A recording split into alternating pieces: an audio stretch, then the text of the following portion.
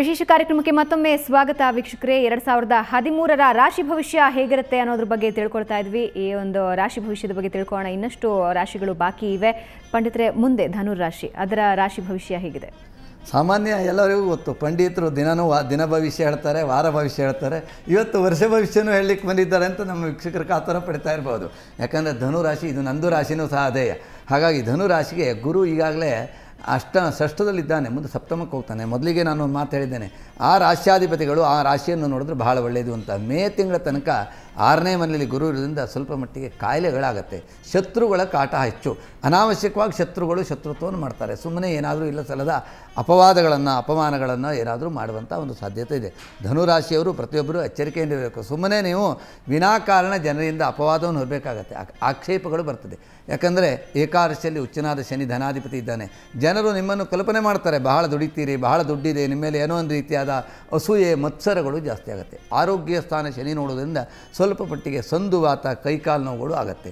ಇನ್ನು ಗುರುವಿನಿಂದ ನಾವು ಹೇಳಬೇಕಾದಂಥದ್ದು ಅನೇಕ ಕಾಯಿಲೆಗಳಿದೆ. ಆದ್ದರಿಂದ ಗುರುವಿನಿಗೆ ಇವತ್ತಿನ ಕಾಲದಲ್ಲಿ ಶುಗರ್ಗಳು ಬರ್ತದೆ, ಬಿ ಪಿಗಳು ಬರ್ತದೆ, ಶುಕ್ರನ ಮೇಲೆ ಇದ್ದಂಥ ನರದ ದೌರ್ಬಲ್ಯಗಳು ಬರ್ತದೆ. ಆದ್ದರಿಂದ ಮೊಟ್ಟ ಮೊದಲನೇದಾಗಿ ಧನುರಾಶಿಯವರಿಗೆ ಆರೋಗ್ಯವೇ ಭಾಗ್ಯ. ಆರೋಗ್ಯದ ಬಗ್ಗೆ ಕಾಳಜಿ ಇಟ್ಕೊಳ್ಬೇಕು. ವಿದ್ಯಾರ್ಥಿಗಳಿಗೆ ತುಂಬ ಒಳ್ಳೆಯ ದಿವಸ, ವಿದೇಶ ಪ್ರಯಾಣಕ್ಕೆ ಬಹಳ ಒಳ್ಳೆಯ ದಿವಸ. ಇನ್ನು ವಿವಾಹಾರ್ಥಿಗಳಿಗೂ ಸಹ ಗುರು ಸಪ್ತಮಕ್ಕೆ ಹೋಗ್ತಾನೆ. 6ನೇ ಮನೆಯಲ್ಲಿ ಗುರು ಇದ್ದರೂ ಸಹ ಅದು ಮದುವೆಯನ್ನು ಮಾಡ್ಕೊಳ್ಬೋದು, ಗುರು ಶಾಂತಿಯನ್ನು ಮಾಡಿಕೊಂಡು. ಇನ್ನು ಉದ್ಯೋಗಸ್ಥರಿಗೆ ಉದ್ಯೋಗ ಮಾಡಲಿಕ್ಕೆ ಬಹಳ ಒಳ್ಳೆಯ ದಿವಸ.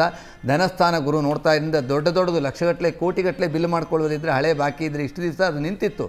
ಯಾಕೆಂದರೆ ಕೇತುವನ್ನು ಕೂಡ್ಕೊಂಡು ಗುರುವುದರಿಂದ ಕೋಟ್ಯಾಂತರ ರೂಪಾಯಿ ಬಿಲ್ ಬರುವವರೆಲ್ಲ ಬಾಕಿ ಇದ್ದವರು ಇನ್ನೇನು ಮೇ ತಿಂಗಳ ಒಳಗೆ ಅದನ್ನೆಲ್ಲ ಮಾಡ್ಕೊಳ್ಬೋದು, ಎಲ್ಲ ಹಣವನ್ನು ಪಡ್ಕೊಳ್ಬೋದು. ಗುರುವಿನ ದೃಷ್ಟಿ ಧನಸ್ಥಾನಕ್ಕಿದೆ, ಲಗ್ನಾಧಿಪತಿಯಾಗಿ. ಇನ್ನು ಚತುರ್ಥಾಧಿಪತಿ ಮನೆ ಕಟ್ಟುವವರು, ವಾಹನ ತಗೊಳ್ಳುವವರು, ಅವರಿಗೆಲ್ಲ ಒಳ್ಳೆಯದು. ಭೂಮಿ ತೆಗೆದುಕೊಳ್ಬೋದು, ಕ್ಷೇತ್ರ ಖರೀದಿ ಮಾಡ್ಬೋದು. ಹೊಸ ವಿದ್ಯಾರ್ಥಿಗಳು ಭಾಳಷ್ಟು ಜನ ಉದ್ಯೋಗದಲ್ಲಿರ್ತಾರೆ, ಹೆಚ್ಚಿನ ಅಭ್ಯಾಸ ಮಾಡಬೇಕು, ವಿದೇಶಕ್ಕೆ ಹೋಗಿ ವ್ಯಾಸಂಗ ಮಾಡಬೇಕು ಅಂತ ಇರ್ತಾರೆ. ಧನುರಾಶಿಯವರು ಖಂಡಿತವಾಗಿಯೂ ಇನ್ನೂ ಹೆಚ್ಚಿನ ವ್ಯಾಸಂಗ ಮಾಡಲಿಕ್ಕೆ ಬಹಳ ಅನುಕೂಲವಾದಂಥ ದಿವಸ.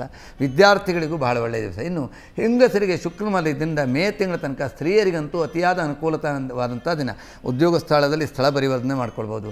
ಇನ್ನು ಶುಕ್ರಮಲ ಇರೋದ್ರಿಂದ ಕಾರು, ವಾಹನ, ಮನೆ ತೆಗೆದುಕೊಳ್ಬೋದು. ಇವತ್ತು ಉದ್ಯೋಗಿಗಳು ಭಾಳಷ್ಟು ಕನಸು ಕಟ್ಟಿರ್ತಾರೆ, ಜೀವನದಲ್ಲಿ ಏನೇನೋ ಮಾಡ್ಕೊಳ್ಬೇಕು ಅಂತ. ಅದಕ್ಕೆ ಗುರುವಿನ ಅನುಕೂಲವೇ ಇದೆ. ಅದನ್ನು ಗುರುವಲ್ಲಿರೋದ್ರಿಂದ ಇರೋದ್ರಿಂದ ಶುಕ್ರನಲ್ಲಿ. ಗುರು ಮತ್ತು ಶುಕ್ರ ಇಬ್ಬರೂ ಸಹ ವೇದಾನುಷ್ಠಾನ. ಇವತ್ತು ನಾವು ಬೇರೆ ಗ್ರಹಗಳಿಗೆಲ್ಲ ಏನೇನೋ ಪೂಜೆ ಇಡ್ತೇವೆ. ಗುರುವಿಗೆ ನೀವು ನಿಜವಾದ ಆರಾಧನೆ ಮಾಡಬೇಕು ಅಂದರೆ ಅಶ್ವತ್ಥ ಕಟ್ಟೆ ಪೂಜೆ ಪ್ರದಕ್ಷಿಣೆ ಮಾಡಬೇಕು. ಗುರುವಿಗೆ ಕಡಲೆಕಾಳನ್ನು, ಬಿಳಿ ವಸ್ತ್ರವನ್ನು ಅಥವಾ ಹಳದಿ ವಸ್ತ್ರವನ್ನು ದಾನ ಮಾಡಬೇಕು. ವೇದಾನುಷ್ಠಾನ ಮಾಡಬೇಕು. ಎಲ್ಲ ಗ್ರಹಗಳಿಗೂ ಮಂತ್ರ ಇರೋದು ವೇದದಲ್ಲಿ. ನಕ್ಷತ್ರಗಳಿಗೂ 27 ನಕ್ಷತ್ರಕ್ಕೂ ಮಂತ್ರ ಬರೆದಿದ್ದಾರೆ. ಅದು ಬೇಗ ಅಗತ್ಯ ಇಲ್ಲದಿದ್ದರೆ ಬರೀತಾ ಇರಲಿಲ್ಲ. ಆದ್ದರಿಂದ ಎಲ್ಲ ನಕ್ಷತ್ರಗಳು ನಕ್ಷತ್ರ ಮಂತ್ರ ಪಾರಾಯಣ ಮಾಡಬೇಕು, ನವಗ್ರಹಗಳ ಮಂತ್ರ ಪಾರಾಯಣ ಮಾಡಬೇಕು. ದೋಷ ಇದೆ ಅಂತ ಮಾಡೋದಲ್ಲ, ನಾವು ದೇಹದ ಶಕ್ತಿಗಾಗಿ ಟಾನಿಕ್ ತಗೊಳ್ತೇವೆ. ಹಾಗಾಗಿ ಇನ್ನಷ್ಟು ಪುಷ್ಟಿಗಾಗಿ ವೇದಾನುಷ್ಠಾನಗಳನ್ನು ಮಾಡಬೇಕು. ಅಂದರೆ ಧನುರಾಶಿಯವರಿಗೆ ಬಹಳ ಒಳ್ಳೆಯದು. ಇದರ ಮುಂದಿನ ರಾಶಿ ಬಗ್ಗೆ ತಿಳಿಸ್ಕೊಡಿ. ಮಕರ ರಾಶಿಗೆ ಅಧಿಪತಿ ಶನಿ. ಈ ರಾಶಿಯವರಿಗೆ ವರ್ಷದ ಆರಂಭದಲ್ಲಿ ಗುರು ಅನುಕೂಲಕರನಾಗಿದ್ದಾನೆ. ಪಂಚಮದಲ್ಲಿರೋದರಿಂದ ಆದಾಯ ಚೆನ್ನಾಗಿಯೇ ಇರ್ತದೆ. ಹಾಗೂ 10ರ ಮನೆ ಇರುವಂಥ ಶನಿ ಮತ್ತು ರಾಹುಗಳಿಂದ ಆ ಹಣ ಎಷ್ಟೇ ಬಂದರೂ ಸಹ ಧನ ದಾರಿದ್ರ್ಯ ಪುನಃ ಇವರಿಗೆ ಕಾಡ್ತಾ ಇರ್ತದೆ.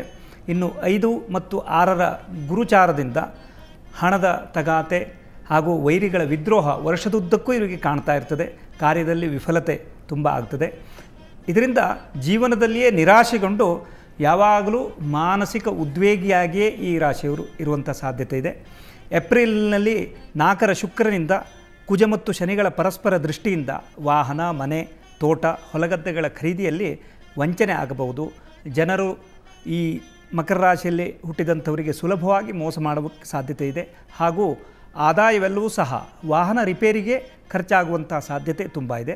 ಉದ್ಯೋಗದಲ್ಲಿ ಉನ್ನತ ಸ್ಥಾನ ಪ್ರಾಪ್ತಿ, ಬಡ್ತಿ ಎಲ್ಲವೂ ಆಗ್ತದೆ. ಆದರೆ ಕೊನೆ ಗಳಿಗೆಯಲ್ಲಿ ತಪ್ಪು ಹೋಗುವಂಥ ಸಾಧ್ಯತೆ ಇರುವುದು ಅಥವಾ ಕಸಿದುಕೊಳ್ಳಿಕ್ಕೂ ಸಾಧ್ಯತೆ ಇದೆ. ಏಕೆಂದರೆ ಶನಿಯ ದೃಷ್ಟಿಯಿಂದ ಅದು ಹಾಗಾಗಲಿಕ್ಕೆ ಸಾಧ್ಯತೆ ಇದೆ. ಇನ್ನು ಜುಲೈ ಮತ್ತು ಆಗಸ್ಟ್ನಲ್ಲಿ ದೇಹಾಯಾಸ, ದೇಹಕ್ಕೆ ಎಲ್ಲದೇ ಇರುವಂಥ ಆಯಾಸ ಪ್ರಾಪ್ತಿ ಆಗ್ತದೆ. ಅಥವಾ ಈಗ ರಕ್ತದ ಒತ್ತಡದಿಂದಲೋ ಅಥವಾ ರಕ್ತದ ಹೀನತೆಯಿಂದಲೋ ಈ ಒಂದು ಸಾಧ್ಯತೆ ಇದೆ. ಬಾಧಾಧಿಪತಿ ಅಂಗಾರಕನಾಗಿದ್ದರಿಂದ ಈ ರಕ್ತಕ್ಕೆ ಸಂಬಂಧಪಟ್ಟ ಕಾಯಿಲೆ ಉಲ್ಬಣವಾಗ್ತದೆ ಮತ್ತು ಹೃದಯಕ್ಕೆ ಸಂಬಂಧಪಟ್ಟಂಥ ರೋಗವೂ ಸಹ ಕಾಣ್ತದೆ. ಹಾಗೂ ಗ್ಯಾಸ್ ಟ್ರಬಲ್ ನಾವು ಹೇಳುವಂಥದ್ದು ಅದು ಸಹ ಆ ರೋಗಕ್ಕೂ ಸಹ ತುತ್ತಾಗಲಿಕ್ಕೆ ಸಾಧ್ಯತೆ ಇದೆ. ವಿದ್ಯಾರ್ಥಿಗೆ ಈ ವರ್ಷ 2013 ಹೇಳುವಂಥದ್ದು ಉತ್ತಮ ಫಲವನ್ನು ಕೊಡ್ತದೆ. ಆದರೂ ರಾಹುವಿನೊಟ್ಟಿಗೆ ಇರುವುದರಿಂದ, ವಿದ್ಯಾಧಿಪತಿ ಶನಿ ಇರುವುದರಿಂದ ಸ್ವಲ್ಪ ಆಯಾಸ ಅಂದರೆ ಉದಾಸೀನತೆ ತುಂಬ ಇರ್ತದೆ. ಹಾಗೂ ಈ ರಾಶಿಯವರಿಗೆ ಅಕಸ್ಮಾತ್ತಾಗಿ ಈ ವಿಶೇಷ ಫಲ ಅಂತ ಹೇಳಿದ್ರೆ 12ನೇ ಮನೆಗೆ ತುಲಾ ರಾಶಿಯಲ್ಲಿರುವಂಥ ಶನಿ ಧನುರಾಶಿಯನ್ನು ನೋಡೋದರಿಂದ ಅಕಸ್ಮಾತ್ತಾಗಿ ವಿದೇಶಕ್ಕೆ ಹೋಗುವಂಥ ಯೋಗವು ಬರ್ತದೆ. ಇನ್ನು ದೋಷ ಪರಿಹಾರಕ್ಕೆ ಪಂಚಮ ಸ್ಥಾನಾಧಿಪತಿ ಆಗಿರುವಂಥ ದುರ್ಗಾದೇವಿಯ ಆರಾಧನೆ ಅತಿ ಮುಖ್ಯವಾಗಿದೆ. ನೀಲಾಂಜನ ಸಮಾಭಾಸಂ ರವಿಪುತ್ರಂ ಯಮಾಗ್ರಜಂ ಛಾಯಾ ಮಾರ್ತಂಡ ಸಂಭೂತಂ ತನ್ನಮಾಮಿ ಶನೈಶ್ಚರಂ ಎಂಬಂತಹ ಒಂದು ಈ ಮಂತ್ರವನ್ನು ಯಾವಾಗಲೂ ಪಠಿಸಬಹುದು. ಇನ್ನು ಕರೆ ವಸ್ತ್ರದಲ್ಲಿ ಕರೆ ಎಳ್ಳನ್ನು ಕಟ್ಟಿ ಅದನ್ನು ಆರಾಧನೆ ಮಾಡಿ ಅದನ್ನು ದಾನವನ್ನು ಕೊಡಬಹುದು. ಹಾಗೂ ಅಥವಾ ಮೊದಲೇ ಹೇಳಿದಂತೆ ಗೋಗ್ರಾಸ ರೂಪದಲ್ಲಿ ಕರೆ ಎಳ್ಳನ್ನು ಗೋವಿಗೆ ಕೊಡಬಹುದು. ಹೀಗೆ ದೋಷ ಪರಿಹಾರವನ್ನು ಮಾಡಿಕೊಳ್ಬಹುದು ಅಂಥೇಳಿ ಹೇಳ್ಬೋದು. ಮುಂದಿನ ರಾಶಿ ಬಗ್ಗೆ ಕುಂಭರಾಶಿಗೆ 9ನೇ ಮನೆಯೊಳಗೆ ಶನಿ ಮತ್ತು 5ನೇ ಮನೆಯೊಳಗೆ ಗುರು ಇದ್ದು ಗುರು ವೀಕ್ಷಣೆ ಶನಿ ವೀಕ್ಷಣೆ ಚೆನ್ನಾಗಿದೆ. ಅಂದರೆ ಗುರು ಶನಿ 5ನೇ ಮನೆ ನೋಡ್ತಾನೆ. ಇಲ್ಲಿರೋದ್ರಿಂದ ಕುಂಭರಾಶಿಯವರಿಗೆ ತುಂಬ ಚೆನ್ನಾಗಿರುತ್ತೆ ಟೈಮು. ಇವ್ರಿಗೂ ಯಾವ ಪ್ರಾಬ್ಲಮ್ಮು ಇರೋದಿಲ್ಲ. ಅಂದರೆ ಸ್ವಲ್ಪ ವಿದ್ಯಾಭ್ಯಾಸದಲ್ಲಿ ಅಡಚಣೆ ಆಗ್ಬೋದು. ಕುಂಭರಾಶಿಯವರಿಗೆ ವಿದ್ಯಾಭ್ಯಾಸದಲ್ಲಿ ಅಡಚಣೆ, ಇದು ದುಡ್ಡು ಹಣಕಾಸಿನ ವಿಷಯದಲ್ಲಿ ತುಂಬ ಚೆನ್ನಾಗಿರುತ್ತೆ. ಮತ್ತು ಇದು ಜನರಲ್ಲಾಗಿ ವಿದೇಶ ಪ್ರಯಾಣ, ಕುಂಭರಾಶಿಯವರು ವಿದೇಶ ಪ್ರಯಾಣ ಈ ವರ್ಷ ಆಗುತ್ತೆ ಅವರಿಗೆ. ಹೋದ ವರ್ಷ ಯಾರ್ಯಾರಿಗೆ ಎಷ್ಟೋ ಜನಕ್ಕೆ ವೀಸಾ ಸಿಕ್ಕಲಿಲ್ಲ, ನಮ್ಮ ಹತ್ರ ಬಂದಾರಿ ಭಾಳ ಜನಕ್ಕೆ ವೀಸಾ ಸಿಕ್ಕಲಿಲ್ಲ. ಈ ವರ್ಷ ವೀಸಾ ಸಿಗೋದು ಹೊರಗಡೆ ಹೋಗ್ಬಿಟ್ಟು ವಿದ್ಯಾಭ್ಯಾಸ ಮಾಡುವಂಥದ್ದು. ಮತ್ತು ವೆಹಿಕಲ್ ತಗೋಬೋದು. ಮತ್ತು ಈ ರಾಜಕೀಯ ರಂಗದಲ್ಲಿ ಮತ್ತು ಇವು ಕುಂಭರಾಶಿಯವರು ಸ್ವಲ್ಪ ಭಾಳ ಫೇಮಸ್ ಆಗ್ತಾರೆ. ಯಾರು ಈಗ ಮಿನಿಸ್ಟ್ರ್ ಪೋಸ್ಟ್ ಎಲ್ಲ ಕುಂಭರಾಶಿಯವರು ಜನರಲ್ಲಾಗಿ ಯಾರು MLAಗಳಿಗಿದ್ದರೆ ಅವರಿಗೆ ಕುಂಭರಾಶಿಯವರಿಗೆ ಮಿನಿಸ್ಟ್ರ್ ಪೋಸ್ಟು ಅಂತ ಬರುತ್ತೆ. ಆದರೆ ಆರೋಗ್ಯ ದೃಷ್ಟಿ ಅಂದರೆ ಹೊಟ್ಟೆಗೆ ಸಂಬಂಧಪಟ್ಟ ಕಾಯಿಲೆ, ಶನಿ ತುಲಾದಲ್ಲಿದ್ದರೆ ಹೊಟ್ಟೆಗೆ ಸಂಬಂಧಪಟ್ಟ ಕಾಯಿಲೆ ಬರುತ್ತೆ. ಇಲ್ಲಿ ಆಪ್ರೇಷನ್ ಆಗ್ಬೋದು, ಹೊಟ್ಟೆಗೆ ಸಂಬಂಧಪಟ್ಟ ಇದಾಗುತ್ತೆ. ಮತ್ತು ಈ ಚಿತ್ರರಂಗದಾರಿಗೆ ಒಳ್ಳೆ ದುಡ್ಡು ಯಾರು ಕುಂಭರಾಶಿಯವರು ಇರ್ತಾರೆ, ಪ್ರೊಡ್ಯೂಸರ್ ಆಗಿರ್ಬೋದು, ಡೈರೆಕ್ಟರ್ ಆಗಿರ್ಬೋದು, ಆ್ಯಕ್ಟರ್ ಆಗಿರ್ಬೋದು, ಇವರೆಲ್ಲರಿಗೂ ಭಾಳ ಚೆನ್ನಾಗಿ ಕುಂಭರಾಶಿಯವರಿಗೆ ಅದು ಚೆನ್ನಾಗಿರುತ್ತೆ. ಈ ಫಿಲಮ್ ಫೀಲ್ಡ್ನವ್ರಿಗೆ ಮಾತ್ರ ಒಳ್ಳೆ ನೇಮ್ ತಗೊಳ್ಳೋದು ದುಡ್ಡು ಮಾಡುವಂಥ ಯೋಗ ಈ ಪರ್ಟಿಕ್ಯುಲರ್ ಈ ವರ್ಷದಲ್ಲಿರುತ್ತೆ. ಆಮೇಲೆ ಶಾಂತಿ ಮಾಡೋ ಅಷ್ಟೇ ಯಾವುದಾದ್ರು ಒಂದು ಯಾವುದಕ್ಕೆ ಶನಿ ಒಂದು ದೇವಸ್ಥಾನಕ್ಕೆ, ಈ ನಮ್ಮಲ್ಲಿ ಮಧುರೈ ದೇವಸ್ಥಾನ ಇದೆ ಇಲ್ಲಿ ಕರ್ನಾಟಕದಲ್ಲೇ, ಈ ದೊಡ್ಡಬಳ್ಳಾಪುರದಲ್ಲಿ ಆ ದೇವಸ್ಥಾನದ ತುಂಬ ಫೇಮಸ್ ದೇವಸ್ಥಾನ ಆ್ಯಕ್ಚುಲಿಗೆ. ಅಲ್ಲೋಗಿ ಶಾಂತಿ ಮಾಡಿದ್ರೆ ಒಳ್ಳೇದು. ಅವರಿಗೆ ಮಾತ್ರ, ಕುಂಭರಾಶಿಯವರಿಗೆ ಮಾತ್ರ ಆ ಪರ್ಟಿಕ್ಯುಲರ್ ದೇವಸ್ಥಾನದಲ್ಲಿ ಮಾಡಿದ್ರೆ ಒಳ್ಳೆಯದು.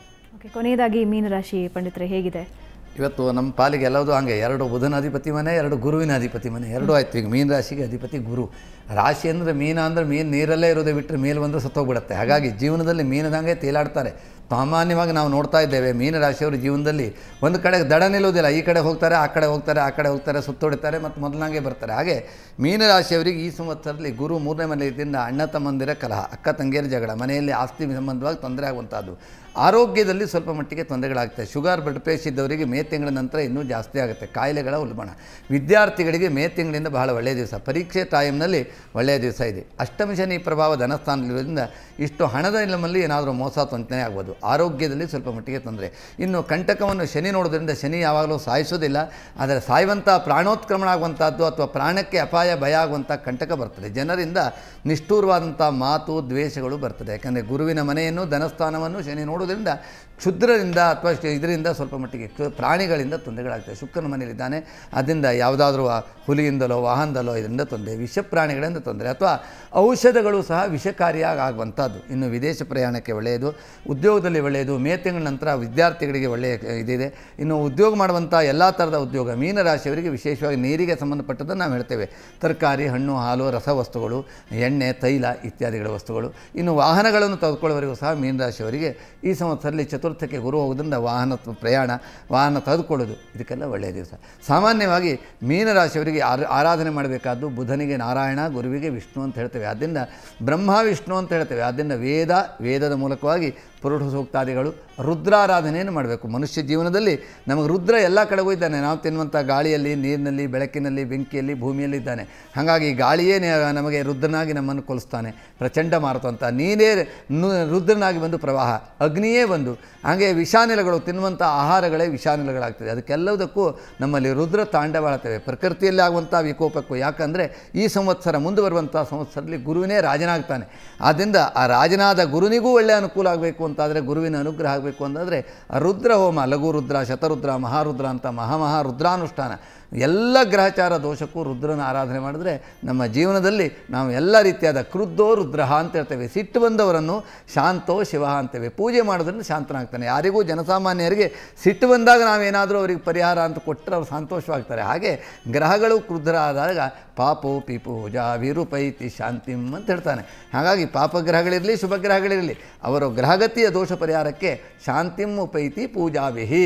ಪೂಜೆಗಳನ್ನು ಮಾಡೋದ್ರಿಂದ ಸ್ತೋತ್ರ ಮಾಡೋದ್ರಿಂದ ಗ್ರಹಗಳಿಗೆ ಧ್ಯಾನ ಸ್ತೋತ್ರ ಜಪಾರ್ಚನ ಪ್ರಣತಿವೇದ. ಧ್ಯಾನ ಮಾಡೋದು ಒಂದು ಪದ್ಧತಿ, ಸ್ತೋತ್ರ ಹೇಳೋದು ಒಂದು ಪದ್ಧತಿ, ಜಪ ಮಾಡೋದು ಒಂದು ಪದ್ಧತಿ, ಹೋಮ ಮಾಡೋದು ಒಂದು ಪದ್ಧತಿ, ದಾನ ಮಾಡೋದು ಒಂದು ಪದ್ಧತಿ. ಕೊನೆಯದು ಇದು 5 ಆಗದೆ ಇದ್ದರೆ ಕೊನೆ ನಮ್ಮದು ನಾವೇ ಧಾರಣೆ ಮಾಡ್ಕೊಳ್ಳೋದು. ತಿಳಿತಾ ಇಲ್ಲ, ದಾನ ಕೊಡಲಿಕ್ಕೆ ಮನಸ್ಸಿಲ್ಲಾದವರು ಧಾರಣೆ ಮಾಡ್ಕೊಳ್ಳೋದು. ಆದ್ದರಿಂದ ಇದು 5 ಹೊರತಾಗಿ ಧಾರಣೆ. ಇವತ್ತಿನ ಕಾಲದಲ್ಲಿ ಧಾರಣೆ ಅನ್ನೋದೇ ದೊಡ್ಡದು ಬಂದುಬಿಟ್ಟಿದೆ. ಯಾಕೆಂದರೆ ನಮ್ಮ ಮನಸ್ಸು ಆ ರೀತಿ ಇದೆ, ದಾನ ಮಾಡಲಿಕ್ಕೆ ಬುದ್ಧಿ ಬರುವುದಿಲ್ಲ. ಆದ್ದರಿಂದ ಧಾರಣೆ ಮಾಡ್ಕೊಳ್ತೇವೆ. ಇದೆಲ್ಲ ಪರಿಹಾರ ಉಪಾಧಿ. ಇಂಥ 10 ಹಲವು ಪರಿಹಾರವನ್ನು ನಾವು ನಿತ್ಯವೂ ನಮ್ಮ ವೀಕ್ಷಕರಿಗೆ ತಿಳಿಸ್ತಾ ಇರ್ತೇವೆ. ಇವತ್ತು ಸಹ ಈ ವಿಶೇಷವಾಗಿ ಈ 2013ನೇ ಇಸ್ವಿಯಲ್ಲಿ ಎಲ್ಲ ಗ್ರಹಗಳು ಎಲ್ಲರಿಗೂ ಸನ್ಮಂಗಲವನ್ನುಂಟು ಮಾಡಲಿ. ಸರ್ವೇ ಜನ ಸುಖಿನೋ ಭವಂತು ಅನ್ನೋದೇ ನಮ್ಮ ಈ ರಾಶಿ ಭವಿಷ್ಯದ ಕೊನೆಯ ಸಂದೇಶ. ಕೊನೆಯದಾಗಿ 2013ರ ವರ್ಷ ಭವಿಷ್ಯದ ಬಗ್ಗೆ ಏನು ಹೇಳೋದಕ್ಕೆ ಬಯಸ್ತಾರೆ? ಜನಸಾಮಾನ್ಯರಿಗೆ ನೆಮ್ಮದಿ ಅನ್ನೋದು ಇರುತ್ತಾ ಈ ಬಾರಿ? ಖಂಡಿತವಾಗಿ ನೆಮ್ಮದಿ ಇರುತ್ತೆ. ಯಾಕಂದರೆ ಸಂವತ್ಸರ ಫಲಗಳು ನಾವು ಬರೀ ಇಸ್ವಿಯನ್ನು ಒಂದೇ ಇಟ್ಕೊಂಡು ಮುಖವಾಗಿ ನೋಡಬಾರ್ದು. 2 ಮುಖ, ನಾಣ್ಯಕ್ಕೆ 2 ಮುಖ ಇದೆ. ಹಾಗಾಗಿ ಇಸ್ವಿ ಅನ್ನೋದು ಆಚರಣೆಗೆ ಬೇಕಾದ್ದು. ಆದರೆ ಆಚಾರ ಪದ್ಧತಿಯಲ್ಲಿ ನಾವು ಹೇಳುವಂಥದ್ದು, ನಾವು ಪ್ರತಿಯೊಂದು ಪೂಜೆ ಪುನಸ್ಕಾರ ಮಾಡುವಾಗಲೂ ಏವಂಗುಣ ವಿಶೇಷ ವಿಶಿಷ್ಟ ಹೇಳ್ತೇವೆ. ಹಾಗಾಗಿ ಎಲ್ಲ ನಾವು ಏನು ಹೇಳ್ತೇವೆ ಅಂದರೆ ಸಂವತ್ಸರ, ಅಯನ, ಋತು, ಮಾಸ, ನಕ್ಷತ್ರ, ಪಕ್ಷ ಇದನ್ನು ನಾವು ಎಲ್ಲೂ ಹೇಳೋದಿಲ್ಲ. ಇಸ್ವಿ ತಾರೀಕು ಇದನ್ನು ಹೇಳೋದಿಲ್ಲ. ಅದು ಇವತ್ತಿನ ಕಾಲದಲ್ಲಿ ಶಾಲೆ ಮಕ್ಕಳಿಗೆ ಶಾಲೆಗೋಸ್ಕರ, ವಿದೇಶ ಪ್ರಯಾಣಕ್ಕೋಸ್ಕರ, ಲೆಕ್ಕಾಚಾರಕ್ಕೋಸ್ಕರ ಬಂದಿದೆ ಬಿಟ್ಟರೆ ಇದು ಯಾವುದೂ ಲೆಕ್ಕಕ್ಕೆ ಸಿಗೋದಿಲ್ಲ. ಇದಕ್ಕೆ ಬುಡನೂ ಇಲ್ಲ, ತಲೆನೂ ಇಲ್ಲ.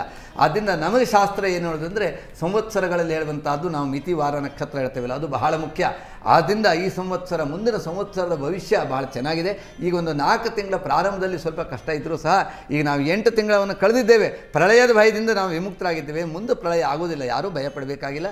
ಮುಂದಿನ ಸಂವತ್ಸರ ನಮಗೆಲ್ಲರಿಗೂ ವಿಜಯ, ಅದು ಲೋಕಕ್ಕೆ ಜಯವನ್ನು ತರಲಿ ಅಂತ ನಾವು ಹಾರೈಸೋಣ.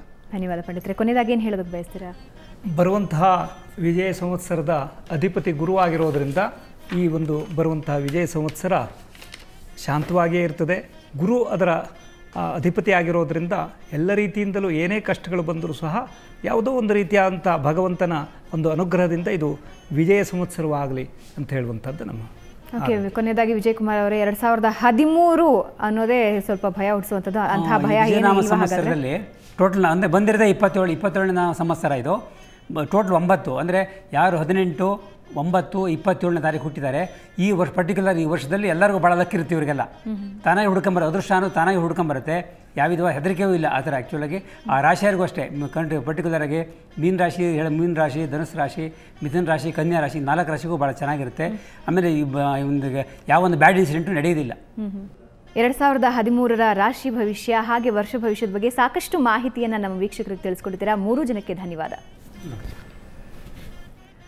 ಸೊ ವೀಕ್ಷಕರೇ, 2013ರಲ್ಲಿ ಅಭಿವೃದ್ಧಿ ಕಾರ್ಯಗಳು ನಡೆಯುತ್ತವೆ, ಜನ ನೆಮ್ಮದಿಯನ್ನ ಕಾಣ್ತಾರೆ ಅಂತ ನಮ್ಮ ಅತಿಥಿಗಳು ತಿಳಿಸ್ಕೊಡ್ತಾರೆ. ಅದು ಹಾಗೆ ಆಗಲಿ ಅನ್ನೋದು ನಮ್ಮ ಹಾರೈಕೆ. ಇದು ಇವತ್ತಿನ ವಿಶೇಷ. ನೇರ, ದಿಟ್ಟ, ನಿರಂತರ ಸುದ್ದಿಗಾಗಿ ನೋಡ್ತಾ ಇರಿ ಸುವರ್ಣ ನ್ಯೂಸ್.